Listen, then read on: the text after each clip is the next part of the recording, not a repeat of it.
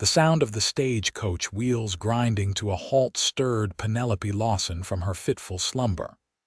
For days, she had endured the endless jostling and uncomfortable confinement as the vehicle carried her across the rugged terrain from Philadelphia to Stillwater, Montana territory.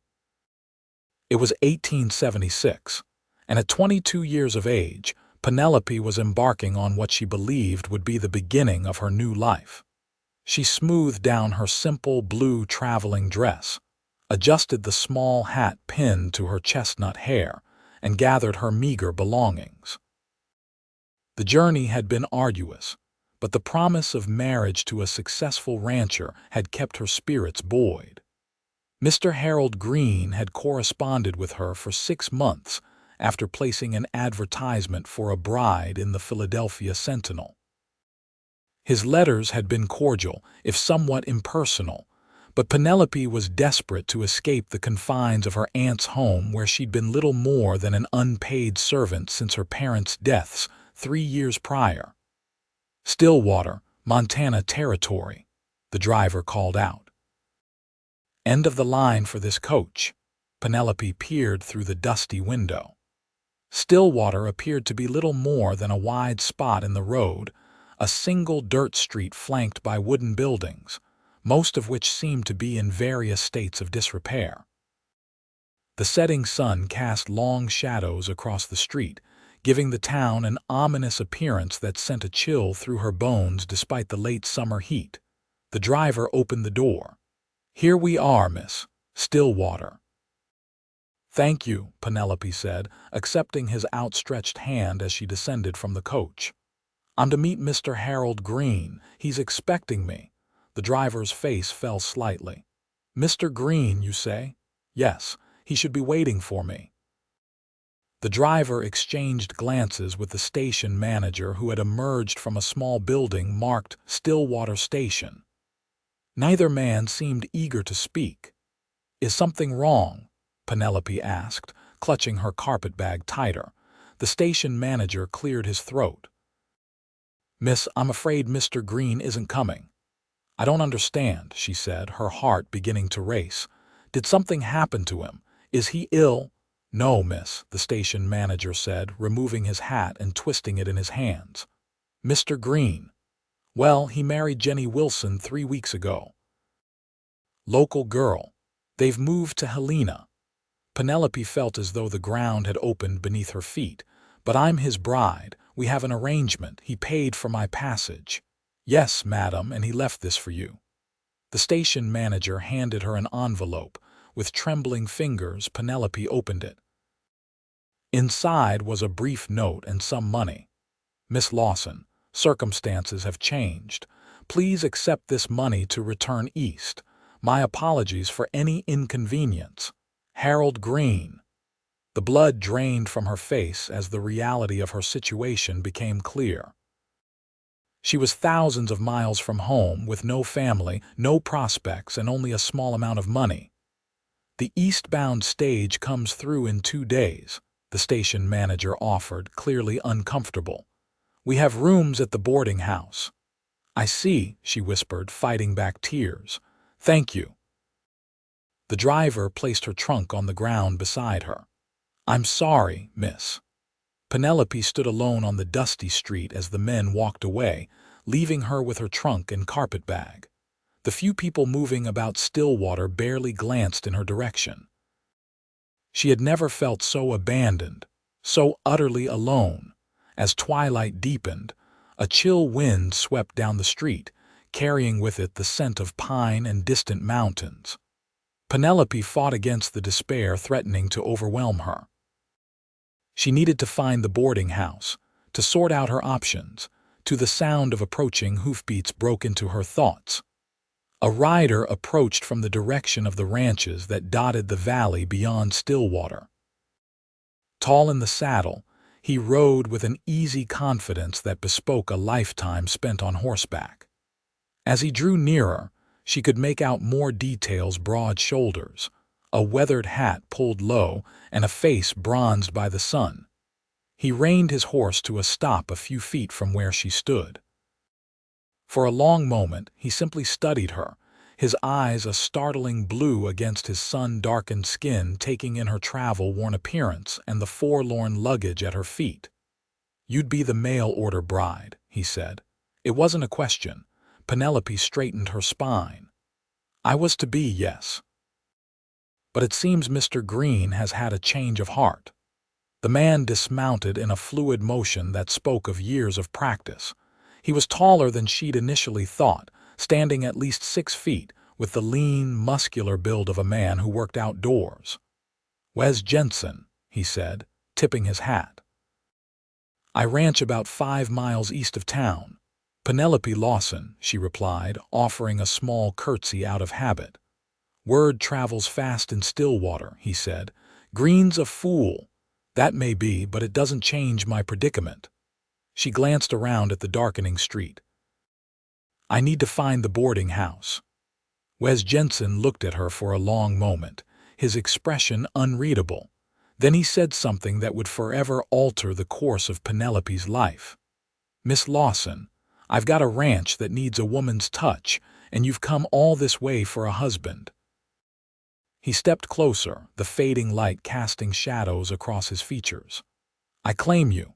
Penelope stared at him, certain she had misheard. "I beg your pardon, you came west to be a wife. I need one. Seems like Providence to me." "Mr. Jensen, I don't know you. This is highly irregular." A slight smile tugged at the corner of his mouth. "We're in Montana territory, Miss Lawson. Nothing regular about it. You're suggesting we marry, just like that?" "I'm suggesting you come to my ranch tonight as my guest. I've got a spare room.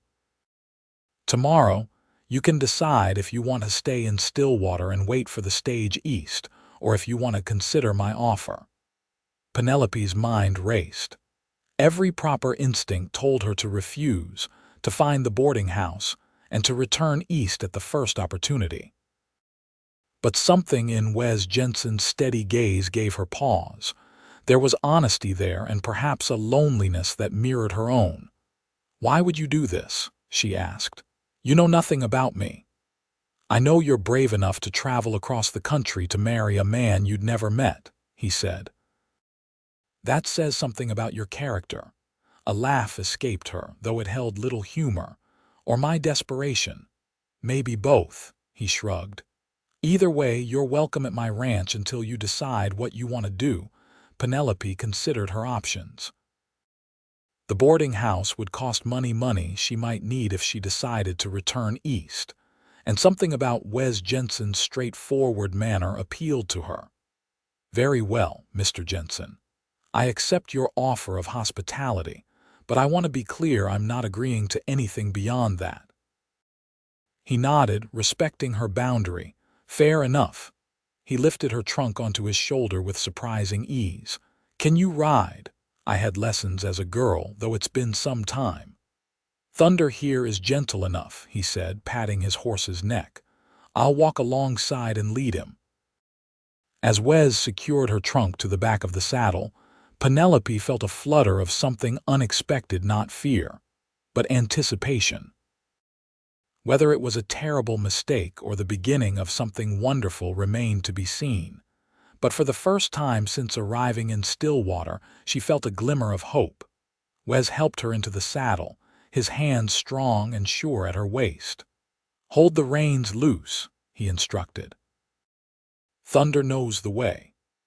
As they left the town behind, Penelope Lawson contemplated the strange turn of events that had led her here, rejected by one man and claimed by another in the span of an hour. The Montana wilderness stretched out before them, bathed in the last crimson rays of daylight, wild and beautiful and terrifying all at once, much like the path that now lay before her. The journey to Wes Jensen's ranch took nearly an hour. They traveled mostly in silence, with only the sound of Thunder's hooves and the occasional night bird for company. As they rode, Penelope stole glances at the man walking beside her. In the fading light, his profile was strong, a straight nose, firm jaw, and eyes that seemed to take in everything around them. Not much further, Wes said, breaking the silence. "Just beyond that ridge." Penelope nodded, grateful for the information. The saddle had grown uncomfortable, and despite her brave front, exhaustion was setting in after her long journey. "May I ask you something, Mr. Jensen?" "Wes," he corrected. "And yes, you may. Why aren't you married already? You seem—" She hesitated, searching for the right word. "Established." He was quiet for so long that Penelope wondered if she had offended him. Finally, he spoke, his voice low. "I came out here with my brother after the war. We built the ranch together. He had a wife, Emma, and a little boy. 2 years ago, cholera took them all within a week of each other." "I'm so sorry," Penelope whispered. "Thank you." He cleared his throat. "After that, I threw myself into the ranch.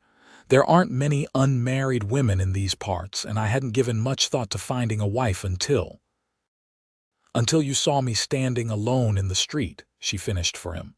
"Something like that." He glanced up at her. "What about you? What made you answer Harold Green's advertisement?" Penelope sighed. "My parents died 3 years ago, influenza. I went to live with my aunt in Philadelphia, but she made it clear I was an unwelcome burden. When I saw Mr. Green's advertisement, it seemed like a chance at a new beginning." "And now you've been given another one," Wes said simply. They crested the ridge, and Penelope gasped at the sight below. Nestled in a small valley, illuminated by moonlight, was a ranch house larger and more substantial than she had expected. A barn and several outbuildings stood nearby, and in the pastures beyond, she could make out the shapes of cattle grazing. "Welcome to Whispering Pines Ranch," Wes said, a note of pride in his voice.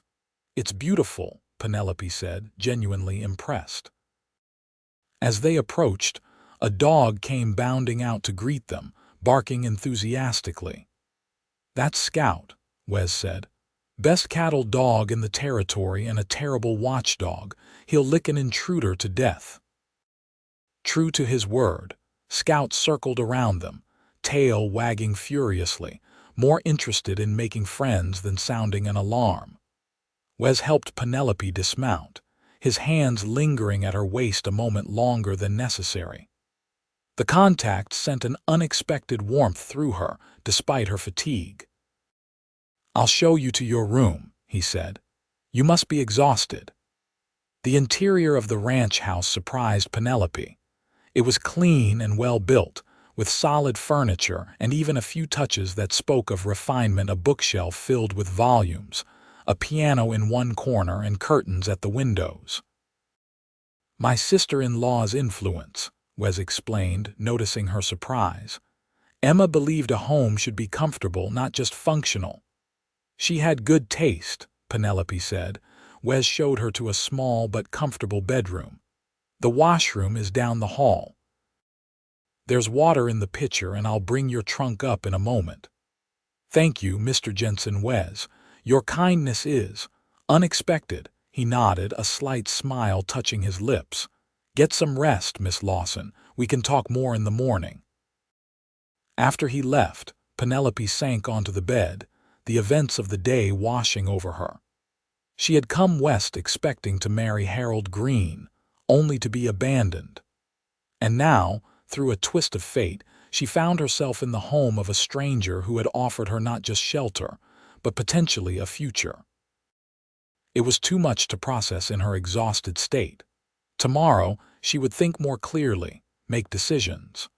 For now, the clean bed and the quiet of the ranch house beckoned. Within minutes of laying her head on the pillow, Penelope drifted into a deep, dreamless sleep.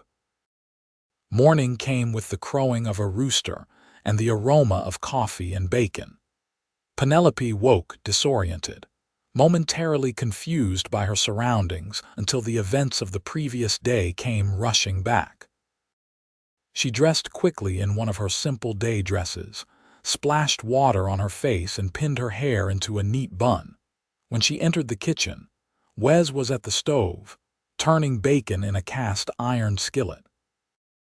He glanced up, and for a moment he simply stared at her as if surprised by her appearance in the morning light. "Good morning," she said, breaking the silence. "Morning." He gestured to the table. "Coffee's hot. Hope you slept well." "Better than I have in weeks," she admitted, pouring herself a cup from the pot on the stove. "Thank you again for your hospitality." Wes nodded, sliding bacon onto a plate alongside some fried potatoes. "Not much for fancy cooking, but it'll keep you going." They ate in companionable silence for a few minutes. Penelope was surprised by how comfortable it felt, sitting across from this man she barely knew, sharing a quiet breakfast. "I thought I might show you around the ranch today," Wes said finally. "Give you an idea of what life is like here." "I'd like that," she replied. "Though I should tell you, Mr. Jensen, Wes," he reminded her. "Wes, I haven't made any decisions yet. I know. This isn't about pressuring you, it's about giving you all the information you need to decide." After breakfast, Wes showed her around the ranch house first. It was larger than it appeared, with 4 bedrooms, a study, and a large kitchen that opened onto a covered porch. "My brother and I built most of it ourselves," he explained. "Added on as we could afford to." Outside, he introduced her to the horses in the corral, milk cows in a smaller pasture, chickens in a coop near the house, and the beef cattle grazing on the hillsides beyond. "We run about 400 head of cattle," he told her. "Not the biggest spread in Montana, but it's good land, and the herd is growing each year." "You manage all this alone?" Penelope asked, impressed by the scope of the operation. "I have 2 hands who help with the cattle, Miguel and Tom.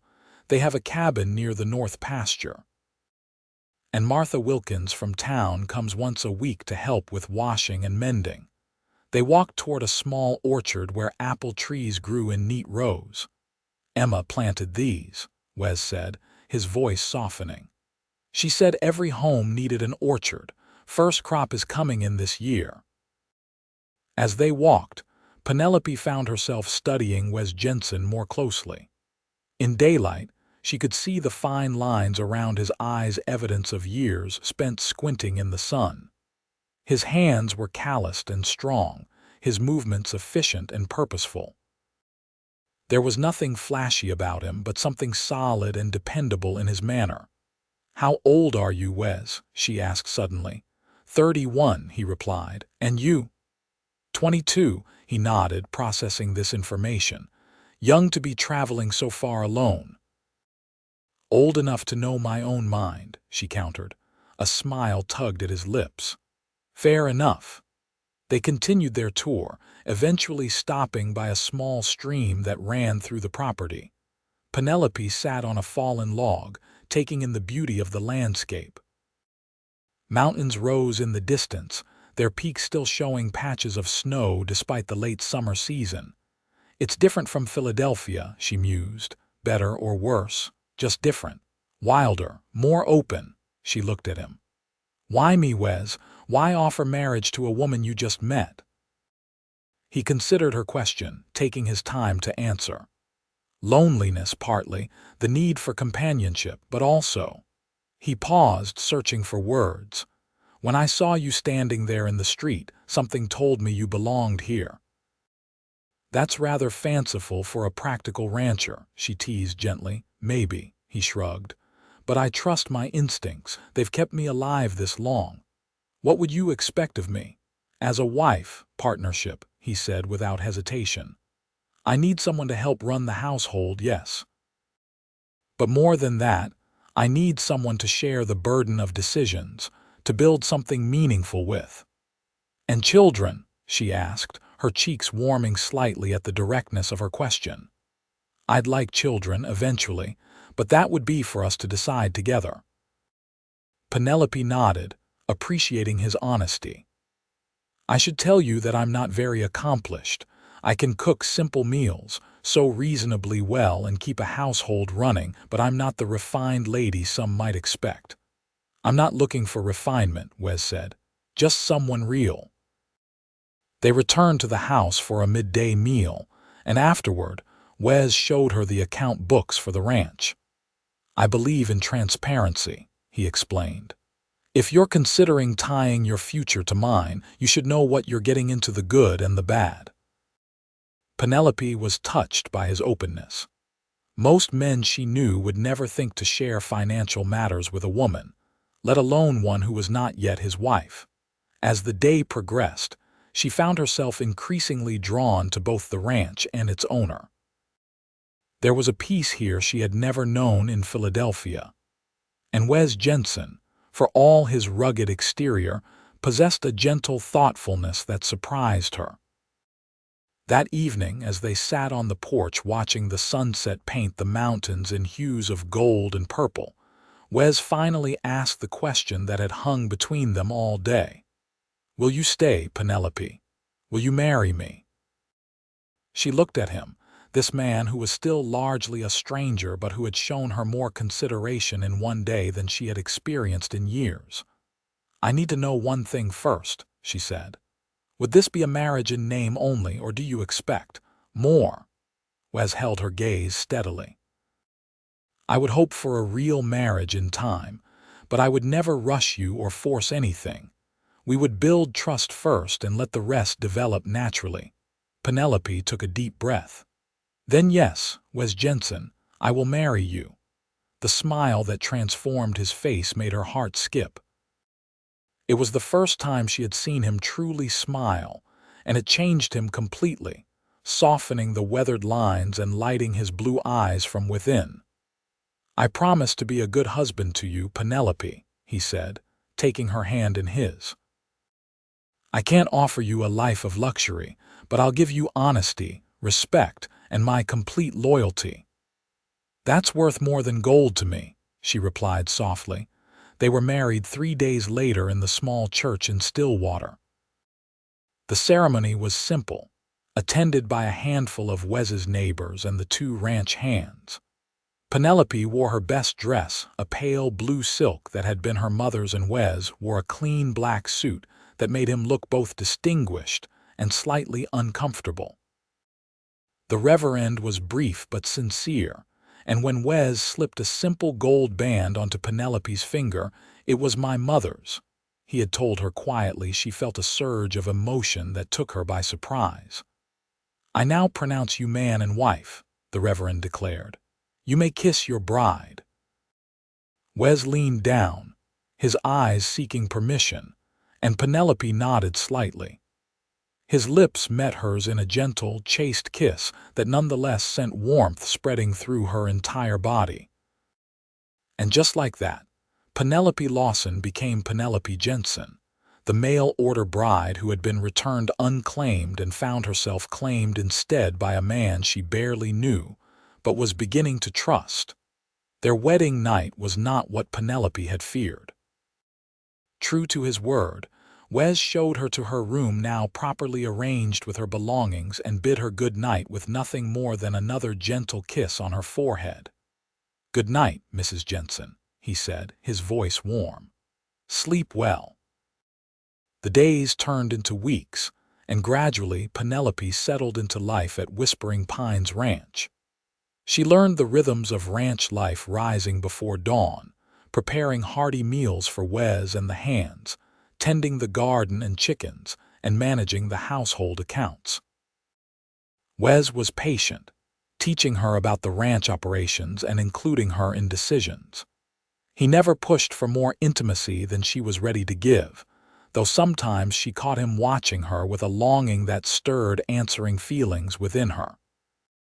They developed a routine of sitting on the porch after dinner, talking about their day, their past, their hopes for the future.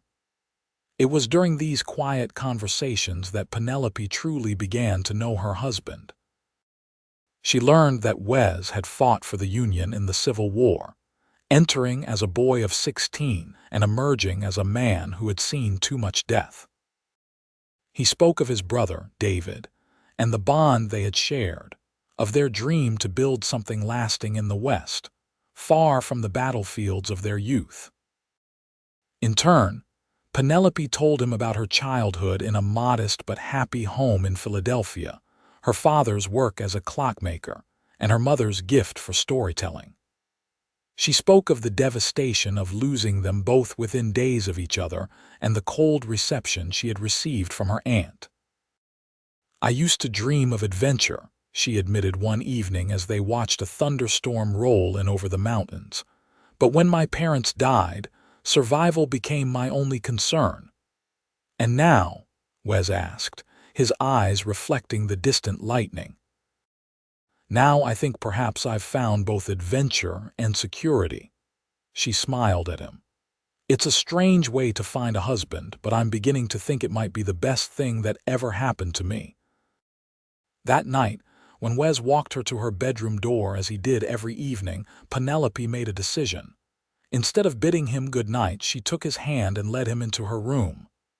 "Penelope," he questioned, his voice husky. "I'm ready, Wes," she said simply. "I want a true marriage." His kiss then was different from the gentle pecks they had shared before, deeper, filled with a hunger that matched the growing need within her. As his arms encircled her, drawing her against the solid warmth of his body, Penelope knew with certainty that she had made the right choice. Later, as they lay entwined in the narrow bed, Wes traced gentle patterns on her bare shoulder. "I never expected this," he confessed. "When I saw you standing there in Stillwater, something just told me to speak up, to claim you before you disappeared forever. But I never truly believed you would choose to stay." "I never expected to find a man like you," she replied, pressing a kiss to his chest, right above his heart. "Someone who would give me time, who would treat me as a partner rather than a possession. Is that what you were afraid of?" "Being possessed. It's what marriage has always seemed like to me, the man owning the woman, but this doesn't feel that way." "That's because it isn't," Wes said firmly. "This is a partnership, Penelope. I meant that when I said it." From that night forward, they shared a bed and a deepening bond. Penelope discovered a passion within herself that matched Wes's, and their nights together became a sanctuary from the demands of ranch life. As autumn painted the landscape in vibrant hues of red and gold, Penelope found herself truly settling into her role as Mrs. Jensen. She made the house more of a home, adding touches that reflected their shared tastes. She became adept at managing not just the household, but also helping with some of the ranch duties.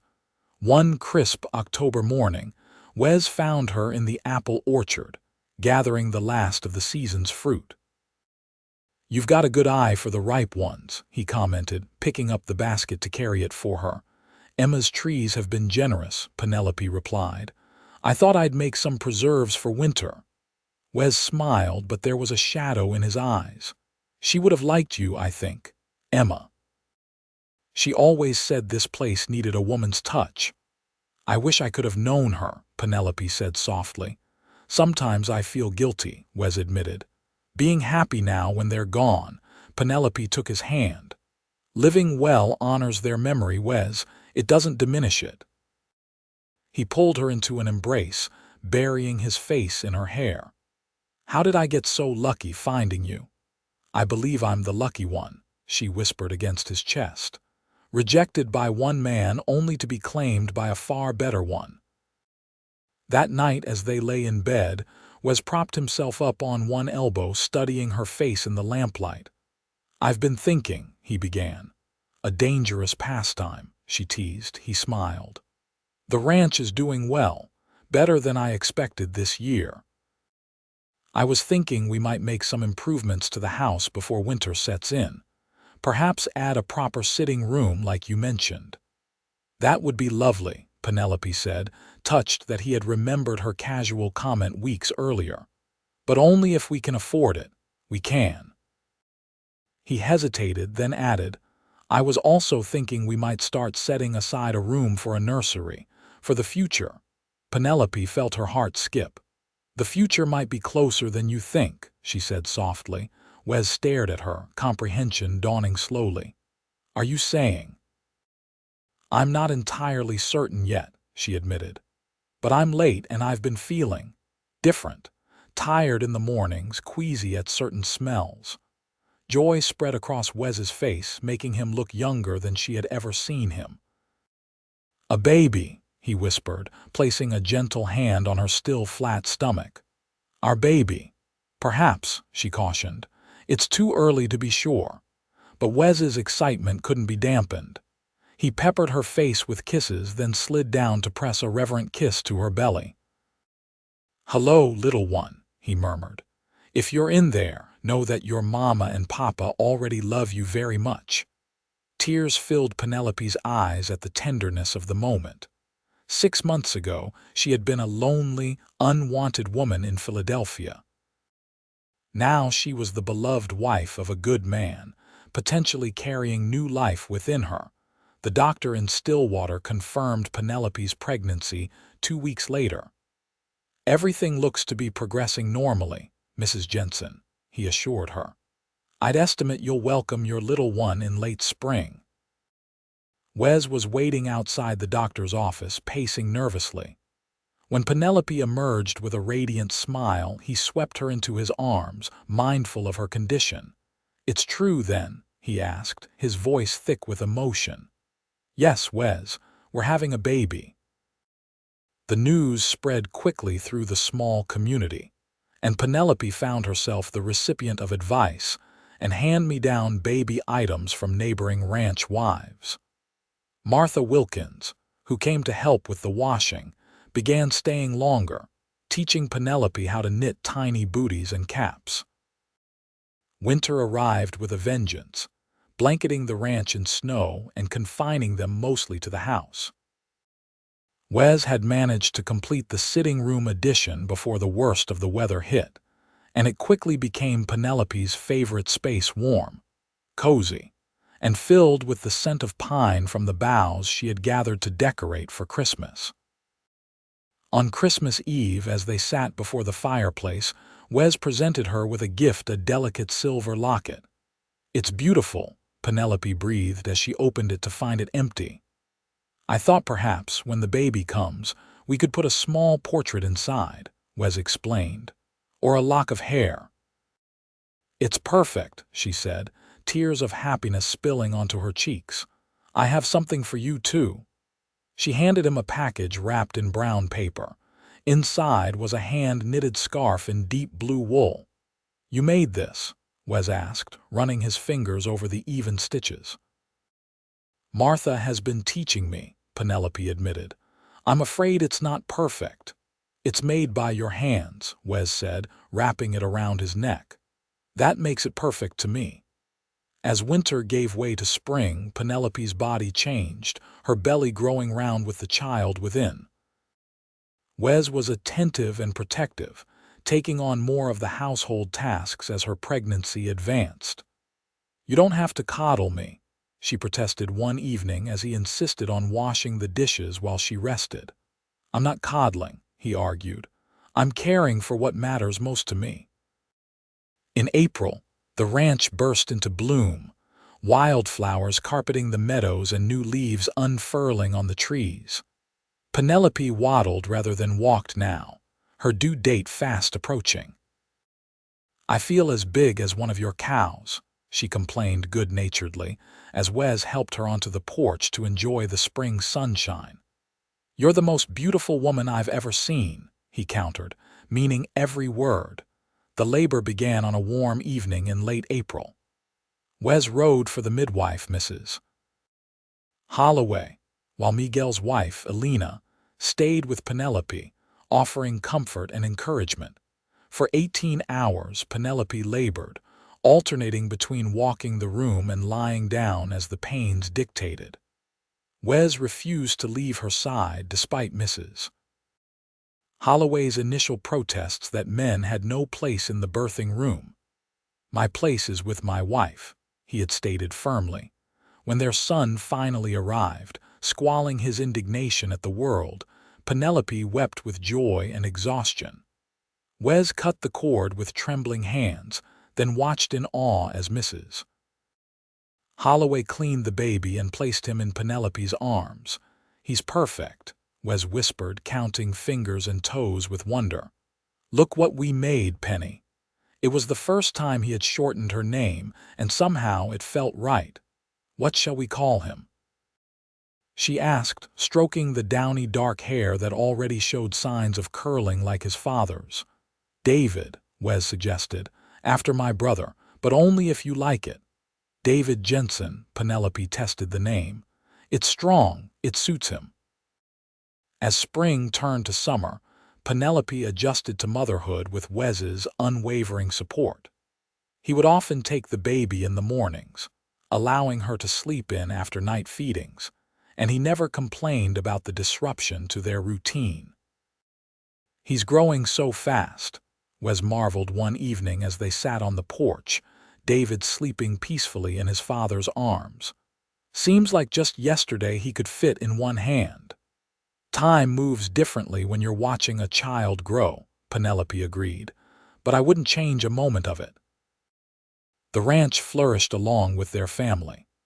Wes's careful management and Penelope's contributions to the household economy resulted in continued prosperity.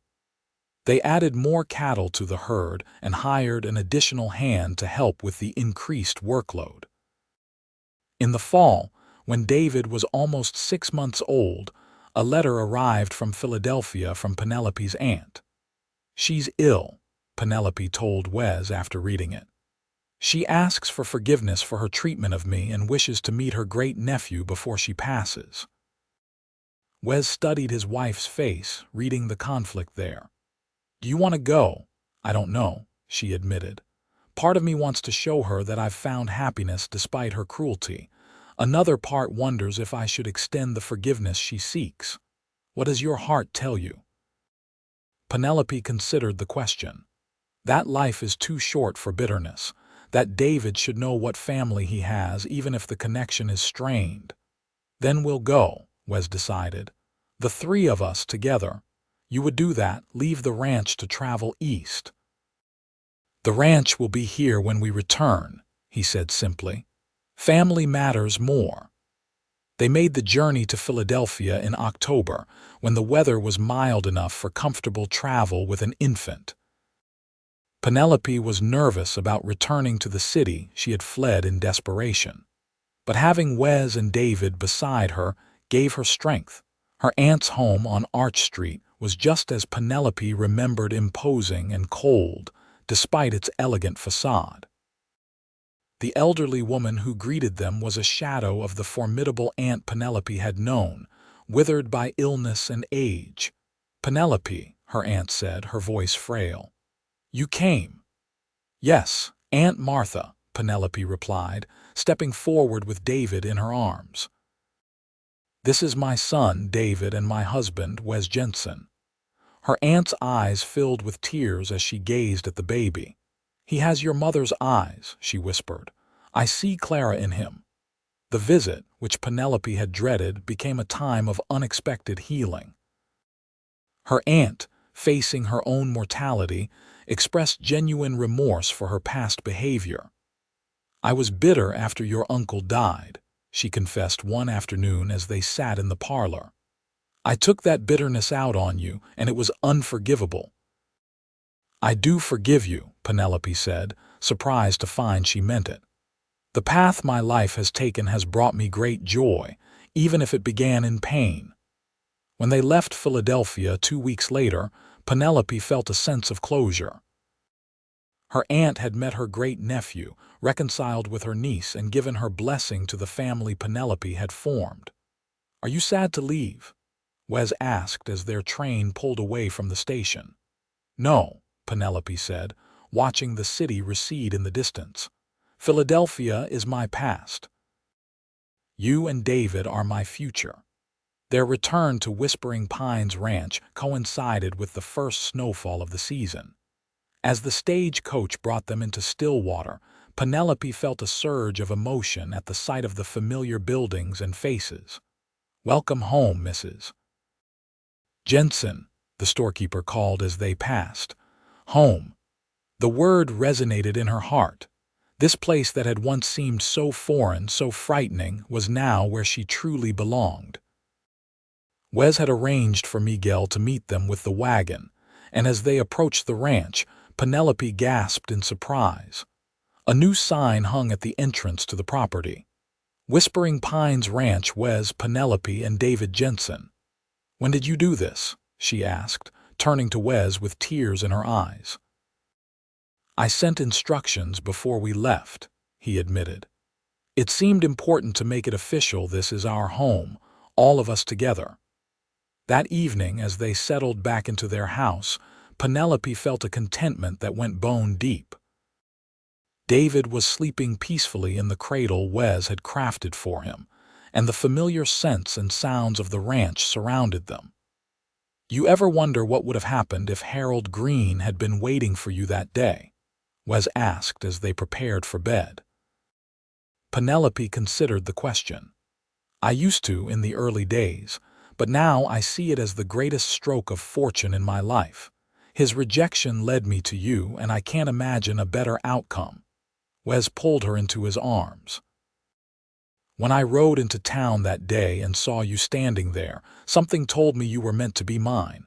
I've never believed much in fate, but that moment changed my mind." "I'm glad you listened to that voice," Penelope whispered, pressing her lips to his. "I'm glad you claimed me." As the years passed, Whispering Pines Ranch grew and prospered, as did the Jensen family. 2 years after David's birth, Penelope gave birth to twins, a boy they named William and a girl called Emma, after Wes's sister-in-law. The children thrived in the freedom of ranch life, learning to ride almost as soon as they could walk, helping with age-appropriate chores, and developing the same connection to the land that their parents shared. Stillwater grew from a small outpost to a proper town, with a school that the Jensen children attended, a larger general store, and even a small hotel for the increasing number of visitors passing through on their way further west. Wes and Penelope's partnership deepened with each passing year. They weathered challenges together: drought years that threatened the herd, a fire that damaged one of the barns, and the normal trials of raising 3 active children. Through it all, their bond remained unshakable. On their 10th wedding anniversary, Wes surprised Penelope with a trip to San Francisco, a city she had long expressed a desire to see. They left the children in the capable care of Alina and Miguel, who had become like family over the years. "It's magnificent," Penelope breathed as they stood looking out over the bay, the setting sun casting golden light across the water. "I never imagined seeing such a sight." "You deserve to see all the beautiful things this world has to offer," Wes said, his arm around her waist. "Though none of them compare to you," she laughed, the sound as light and joyful as it had been when they first met. "You've become quite the romantic, Wes Jensen. Only with you, Penny, only with you." Later that night, in the privacy of their hotel room, Wes presented her with a gift, a leather-bound journal.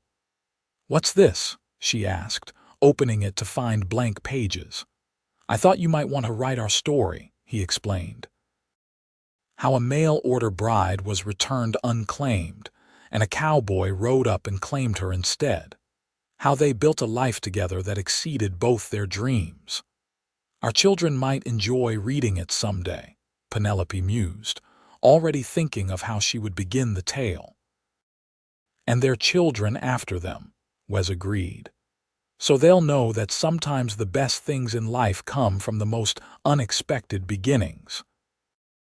When they returned to Whispering Pines Ranch, Penelope began writing in the journal each evening, capturing not just the story of their meeting but the daily joys and challenges of their life together. She wrote of David's first words, the twins' mischievous antics, the pride they felt watching their children grow. Over the next decade, the journal filled with the rich tapestry of their lives. Penelope documented the expansion of the ranch, the addition of a new wing to the house, and the changing landscape of Montana as more settlers arrived. and the territory achieved statehood in 1889. As their children grew into young adults, Wes and Penelope took pride in the independent, capable people they were becoming. David, at 18, showed a keen mind for business and helped his father manage the increasingly complex operations of the ranch. William, at 16, had his father's way with animals and a natural talent for training horses. Emma, the same age as her twin but vastly different in temperament, displayed an artistic bent and a determination to further her education beyond what the local school could provide. She wants to attend college back east, Penelope told Wes one evening after a long discussion with their daughter. The women's college in Massachusetts Smith. And what did you tell her? Wes asked, his expression unreadable. That we would discuss it with you, Penelope replied. But that I believe education is never wasted, whether one uses it for a career or brings it back to enrich life here. Wes nodded slowly. She's so much like you, determined, intelligent, unwilling to be constrained by convention. Is that a compliment, Mr. Jensen? Penelope teased. The highest one I know how to give, Mrs. Jensen. In the end, they agreed to support Emma's educational aspirations, though the thought of their daughter so far away filled them both with trepidation. When the time came to put her on the train east, Penelope found herself remembering her own journey west nearly 20 years earlier. She'll be fine, Wes reassured her as they waved goodbye. She has your strength and my stubbornness. That's what worries me, Penelope replied with a watery smile. Life continued to evolve at Whispering Pines Ranch. David married Louise, the daughter of a neighboring rancher, and built a home on the eastern section of the property. William, though slower to settle down, eventually found love with Rachel, a schoolteacher who had come west from Ohio, and they established their home on the western edge of the ranch. Emma returned from college with a degree and a wealth of new ideas, many of which she implemented in Stillwater, helping to establish a proper library and advocating for better educational opportunities for all children in the region. She married later than her brothers, at 26, to a professor she had met during her studies who was willing to relocate to Montana to be with her. As Wes and Penelope entered their later years, they found a new kind of joy in watching their children build their own lives and in welcoming grandchildren into the family. The ranch, now managed primarily by David and William, continued to thrive, adapting to the changing times while maintaining the core values Wes and Penelope had established. On their 40th wedding anniversary, the entire extended family gathered at the original ranch house for a celebration.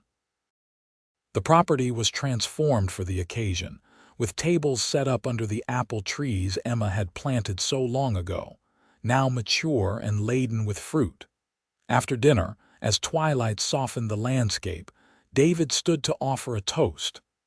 "To my parents," he said, raising his glass, "who have shown us all what it means to build a life of purpose, to love deeply, and to create a legacy that will endure long after we're gone." To Wes and Penelope, the gathered family echoed. Later, as the stars emerged in the vast Montana sky, Wes and Penelope sat on the porch swing they had installed decades earlier, watching their grandchildren play a game of tag in the yard. "Did you ever imagine this?" Penelope asked, her head resting on Wes's shoulder. "That day in Stillwater when you claimed a stranger as your bride." "Not in my wildest dreams," Wes admitted, his voice rough with emotion. "But I knew even then that you were special, that life with you would be an adventure worth having." "It has been, hasn't it?" she mused. "An adventure of the best kind. And it's not over yet," Wes reminded her, pressing a kiss to her silver-streaked hair. "We've got many more years ahead, God willing." "Many more years," Penelope agreed. Though I doubt they'll top the moment a handsome cowboy rode up to a dejected mail-order bride and said, "I claim you." "Best words I ever spoke," Wes chuckled. As the night deepened around them, Penelope Jensen reflected on the strange twist of fate that had brought her to this place, this life, this love. Rejected and abandoned, she had found herself claimed instead by a man whose steady heart and unwavering loyalty had given her everything she had ever wanted, but never dared to hope for. The mail-order bride who had been returned unclaimed had found her true home, her true purpose, and her true love on a ranch in Montana, with a cowboy who had been brave enough to follow his heart. And neither of them had ever looked back.